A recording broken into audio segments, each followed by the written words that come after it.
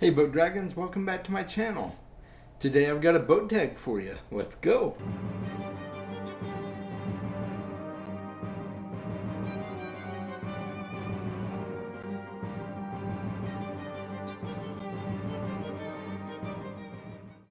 Thank you to my patrons. I really appreciate all you do to support the channel. So I was tagged by J.R. Carroll in the 20 Questions book tag. And I'll leave a link to JR's channel down below. He's an awesome booktuber, fairly new to booktube, and just really enjoy his channel, so make sure you check him out. This tag was originally created by a Goodreads user called By the Book, and I will leave a link to their profile, or at least a link to where this original tag showed up, so that you can check it out if you want to follow them on Goodreads. I did not happen to see if they're still active on Goodreads, but I would love for you to go check them out and show them some love. And with that being said, let's do some book tag questions, okay? And as you know, I've got to put my trusty goggles on here. And here we go. So the first question is, how many books is too many books in a series? So for me, there's never too many books if the series feels fresh and unique, if it feels like it keeps building on what's come before in a believable and satisfactory manner. I don't think there can ever be too many books in a series. I've DNF'd certain series because they were way too long, I felt. But then there's some series that just keep getting better and better with subsequent books. Dresden, for instance, there's 18 books in the series so far. I believe that's how many there are. And I've read up through book 7 so far, and I don't feel like it needs to be over at all. I could keep reading Dresden indefinitely at this point. That's kind of how I'm feeling on that. So there was that. The Shannara series is the same way. It's done in different chunks. So there's standalone trilogies and quadrologies, or quartets, or whatever you want to call them, that break up the entire Shannara series, and so it doesn't feel overdone. So that's my answer. If it feels overdone, then yeah, maybe you need to limit it to just a few books in the series. But if it feels right, then it could be 30 books, in my opinion. Yeah. How do you feel about cliffhangers? I'm kind of mixed, honestly. I sometimes really dislike cliffhangers, especially if the next book in the series is not available. A Song of Ice and Fire, for instance, ended book 5 pretty much on a cliffhanger, and we've been waiting over 10 years now for book 6. Not that I'm complaining. The first 5 books are great. I feel positive about more to come, but I kind of felt like that the cliffhanger needed some closure on that one. So a lot of it depends on how long I have to wait to find out what happened. If it's a major cliffhanger. Hyperion, for instance, had a cliffhanger at the end of the first book, and I was able to pick up Fall of Hyperion almost right away, within a couple of months, and finish out the story and find out how it resolved. So that one wasn't a big deal to me, so it really all depends. I'm mixed. Next question, hardcover or paperback? Both. Ebook, why isn't ebook on that list? My favorite book, Ocean at the End of the Lane. That's an easy one. Least favorite book. So far, my least favorite book that I've ever read in my life so far is Rage of Dragons by Evan Winter. I just, I've had other books that I DNF'd that I didn't care for, but Rage of Dragons is probably the worst I've read so far. And don't Don't take that for gospel. A lot of people love that book. That was just my experience. Love triangles, yes or no? Sure, why not? Nothing wrong with a good love triangle, right? It builds some suspense and intrigue into a story, so why not? The most recent book you just couldn't finish. And that would be Shadow and Claw. Editing Chaz here. I just realized that I actually translated this question wrong in my head.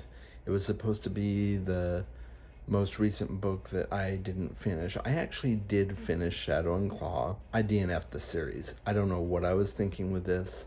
I'm sorry. So yeah, back to the video, or as I like to call it, Shadow and Flaw. It's the first duology in the Book of the New Sun. Yeah, it just didn't work for me. A book you are currently reading, and that would be Hemlock by Jesse Teller. It's the second book in the Manhunters series.